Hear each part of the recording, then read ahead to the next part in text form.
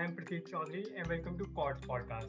Cod is one-to-one mentorship platform, and today on our podcast, we are with an industry expert to mentor you.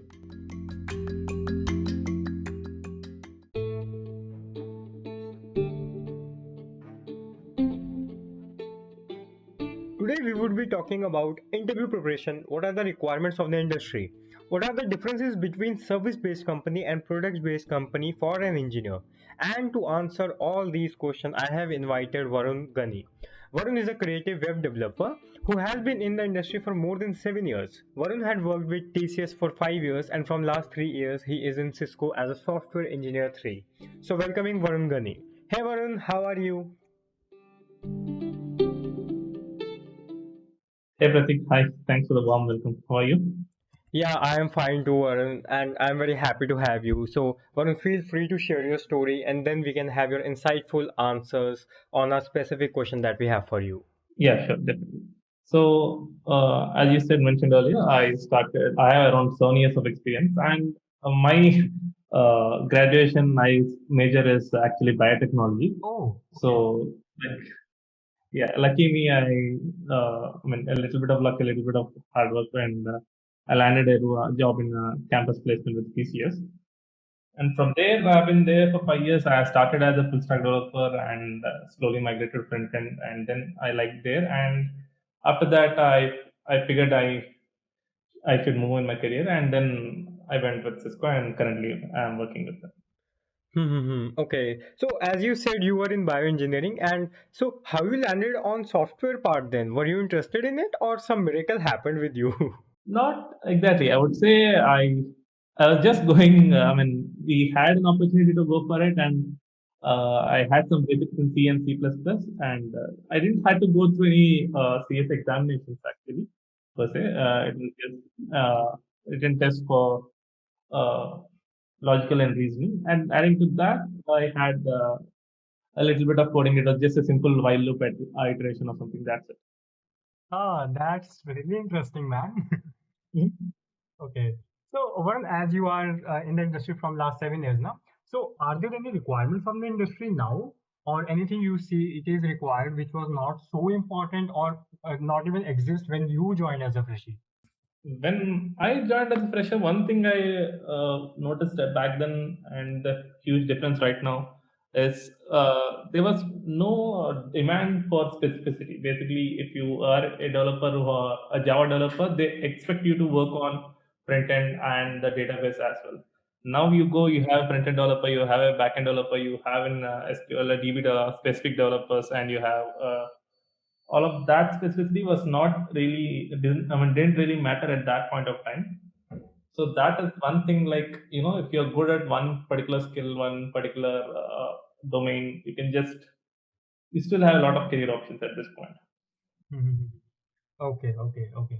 And as you switched from TCS, Tata Consultancy Services, to Cisco, which is changing from a service-based company to product-based company, right? Yes. Yeah. So what is the difference between service-based company and product-based company for an engineer or talking from a developer side? Okay, so right off the bat will be the pay difference. That will be like a huge difference.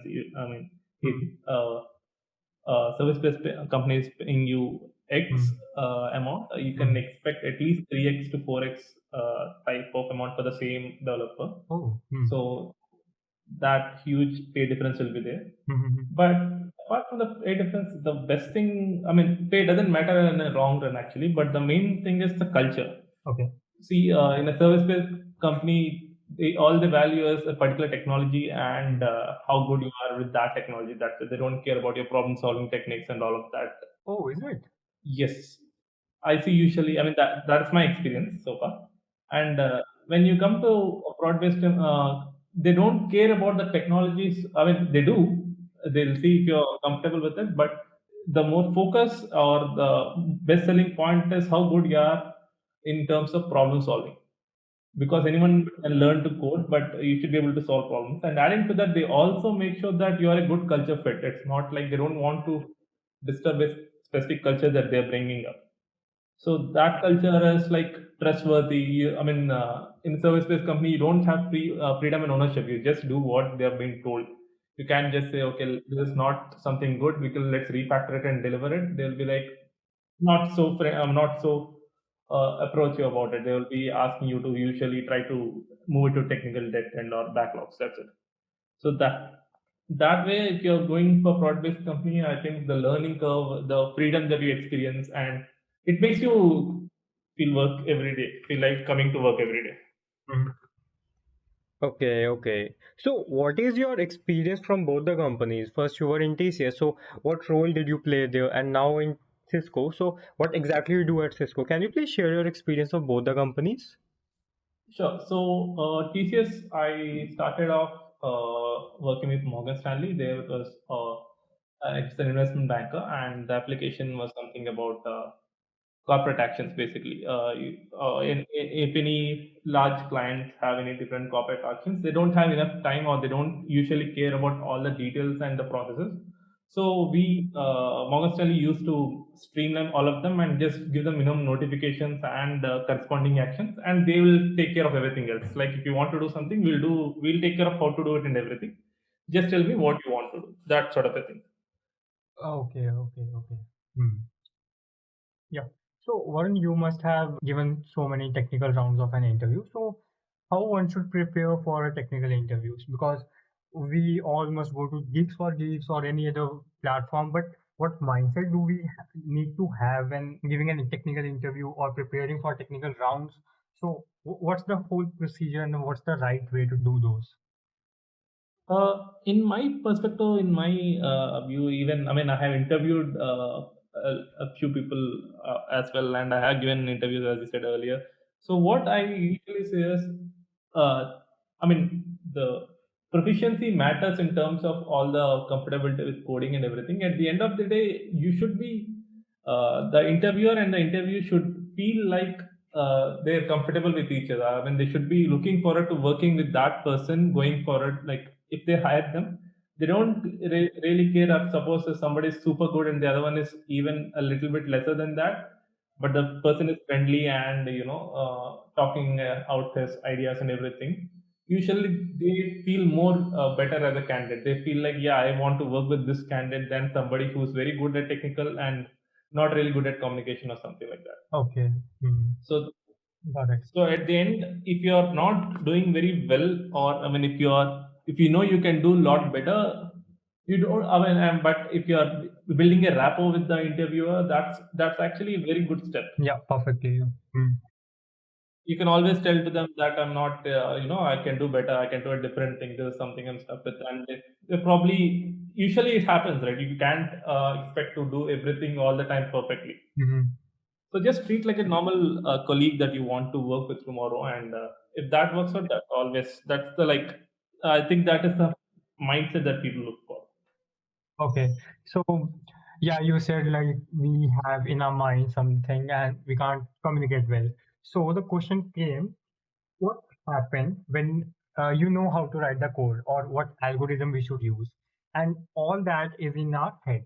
And when it comes to communicating those technical aspects or explaining the code to interviewer, it really don't go well. So, what's your suggestions on it? How we should handle that pressure at that time? So, okay, let me rephrase the question. So, you're asking the person is like if I am the interview and I know the question that you asked me and I know how to solve it, but at that moment of time, I'm not able to articulate it Yeah. exactly. So in those cases, you can do something. You can actually, try to do a smaller example. You can ask them that, I am not able to, for some reason, even though I know how to do it, I'm not able to solve this particular problem. Let me do a small, simpler version of this. Let me solve a simpler version to show you I'm able to do that, and I'll try to refactor the code. Or for some other instance, you can even try telling out you can just articulate your simple way of solving or the logic you thinking about the problem. That way also the interviewer might be like stopping you if you're going off track, or if you're saying it correctly, he might even tell you. Suppose, because I know, uh, I have also helped a few community members in LinkedIn members sometimes for the interview process, and I know uh, one of the person had an interview with Redux regarding questions, and he upfront told them that I haven't written a reducer in a long while, and but I know how reducer works and everything. And the interviewer directly just gave him the reducer code without bothering about it. It's like it's okay, it's fine. You know the concepts, right? You can always Google this thing. That's not the problem. So, I mean, you get what I'm saying, right? You can be always be articulated. You can just say, I can do a simple problem. I can show you that, Oh, okay. Hmm. and that also gives you some confidence because you're able to solve a small problem. You know you are doing the right thing. You can try to you refactor it and add more complexity to it.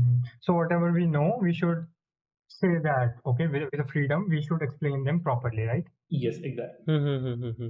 Okay, so Varun, we have one more question, and I think it's a really important question. So there are so many certifications program going on. There are so many learning platform. There are so many certifications, online certifications, participating in contest.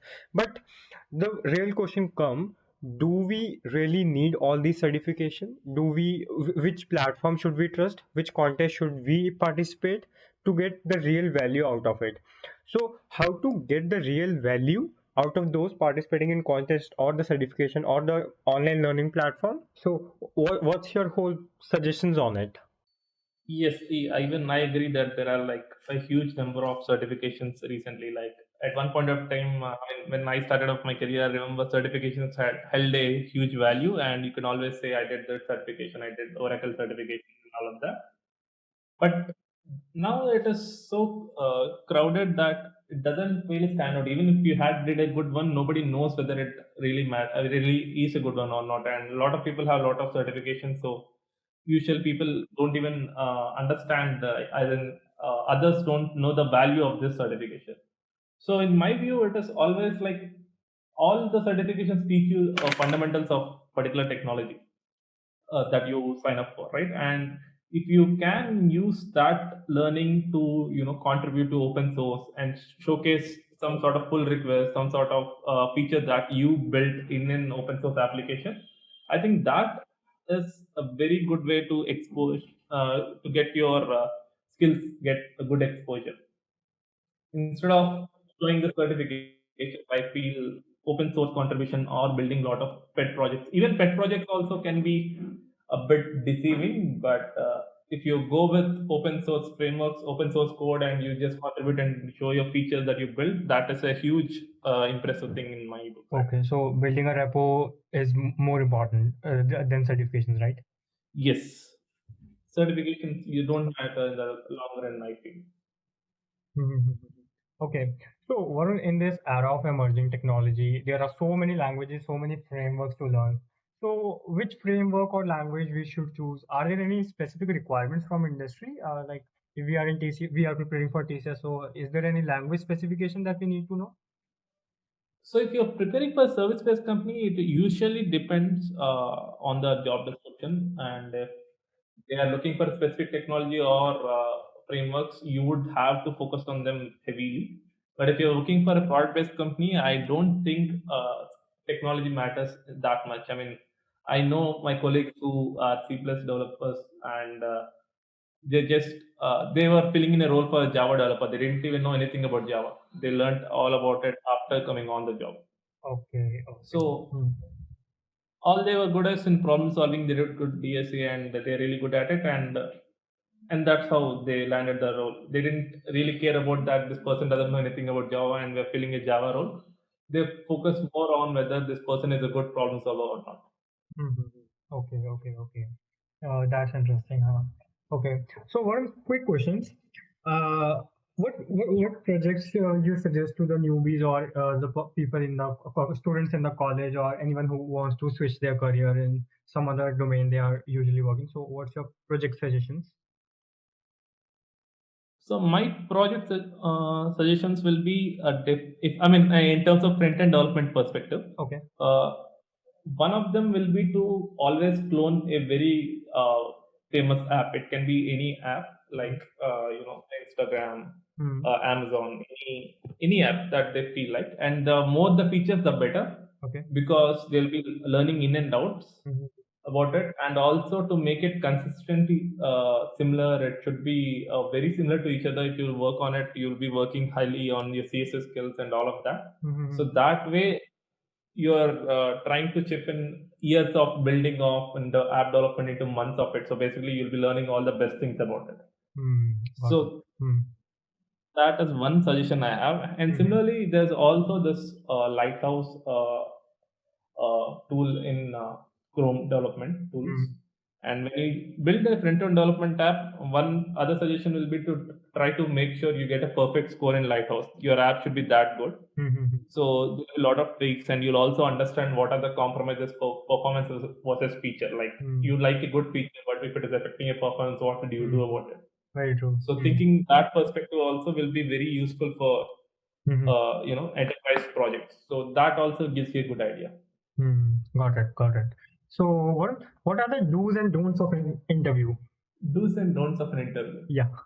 The definite don't of an interview is, if I ask you a question and you are just gathering your mind for a minute or two, it is totally fine.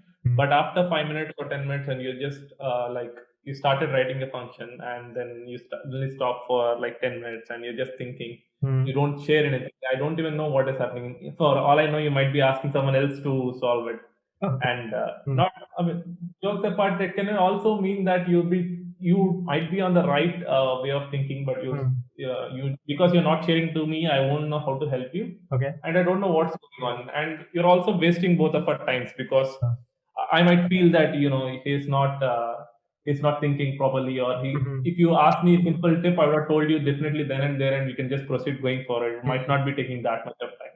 Mhm. So communication, if a person is not communicating throughout the interview what's going on their head, Mhm. I think that is a definite negative point. Mhm. Okay. And the do's. One thing I often say is people don't sell themselves very well in Mm. terms of interviews. They start out well and they talk about their general intro, and going forward we finish the interview, and then we talk. I mean, usually there's a buffer time of 10-15 minutes to Yeah. talk about each other, Yeah. and at that time people don't usually try to sell themselves a lot. I mean, they want to know about the role and everything. That is perfect, actually. That is very good to ask and understand what are the roles and requirements. And Mhm. similarly, they also should tell them a little, I mean, tell the interviewer a little bit about what are their achievements, what they are proud of, Okay. apart from what they have already said to us. That way it makes a bit it makes the profile a bit impressive, something to Mhm. remember by. I can always say, okay, this guy, yeah, that guy did something impressive. I remember that. Yeah. So that way you are standing apart from the crowd. I think you should always try to make sure if you have something good, sell it. Okay, okay. So this is the key point to note here. Okay. So Varun, as you said that we should ask the interviewer to give us some hints. Yes. So what we think and what we feel now, if the interviewer is giving us the hints, so that means we are not giving the correct answers or the correct explanation to that question. So it make us more nervous. So what's your suggestions on it? Yeah, I mean, I understand why you would think that. Even I was in the first time I was interviewing and first time I was talking, I felt the same thing. Obviously, because that is partly to be blamed on our education system. The way our system works is, if you are not doing it the first time correctly, you are not doing it at all. Whereas in real life, nothing works perfectly the first time. You might be working on thrice. Somebody might be working on once, and other person might be working on 5 6 times and doing it properly. Yeah, very true. So Hmm. this, and when you're working day to day, even if I speak with the colleagues also, we talk about how without going to Stack Overflow, we can't do anything sometimes.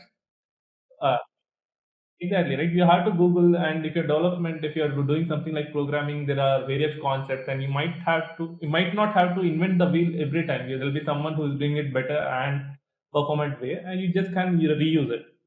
In that times, you we are as a person, we know that there are better alternatives. There might be better alternatives, and there might be something that you would have just missed.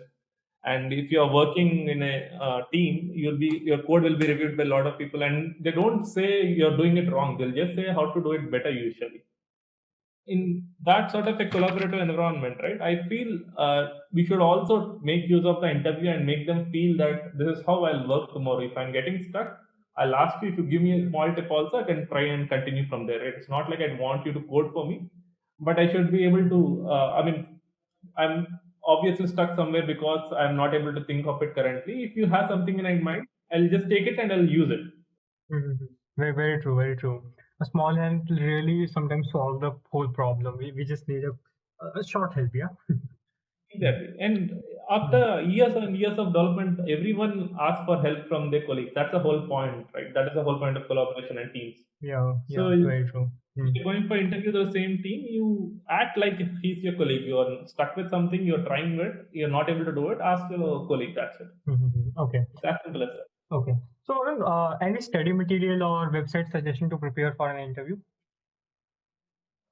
Uh, I don't. I mean, for me, every time if you're focusing on technologies to learn technologies or frameworks, just Mm. general documentation and their examples. Mm. And if you look up any projects on open source, or if you just Google, like Yeah. if you're learning React.js and you just want to see Mm. how people are writing the code or Mm. how much you know, self evaluation, right? Mm. You can just Google on a GitHub and just see what are the famous React apps are currently there, and you can just open them, try to read the code. If you're not able to read the code, obviously you're missing out something. Okay, okay. Got it, got it. That, Mm. that way, it is much more easier and better than focusing on study materials which might not be relevant at that time, because Mm. software as an industry is very rapid changes are Mm. always there in the environment, and you can't, like, you won't know whether you are in the up to speed or not. Mm. So if you're looking at open source, it's always the best practices and the maintenance, everything is considered there. So Mm. that will be always be helpful, in my opinion, actually. Yeah, got it, got it.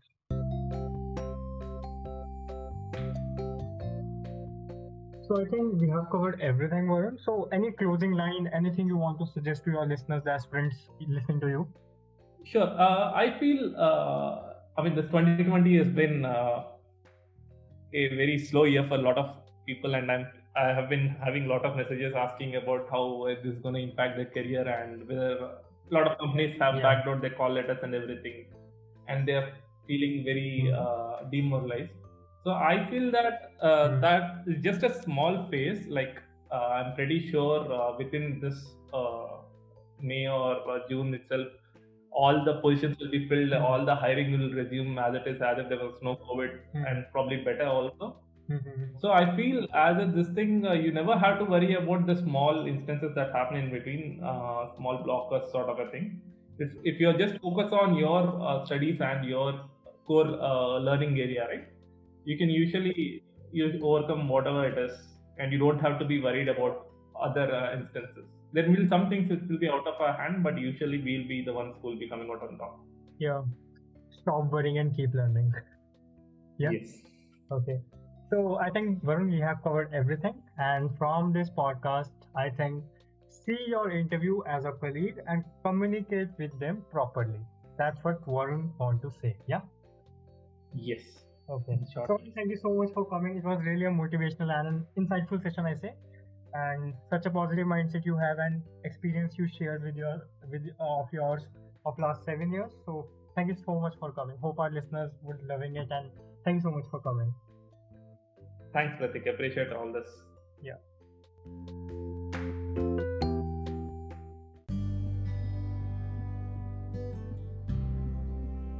So listeners, that's all for today. See you next week with a new industry expert, a new story to learn from.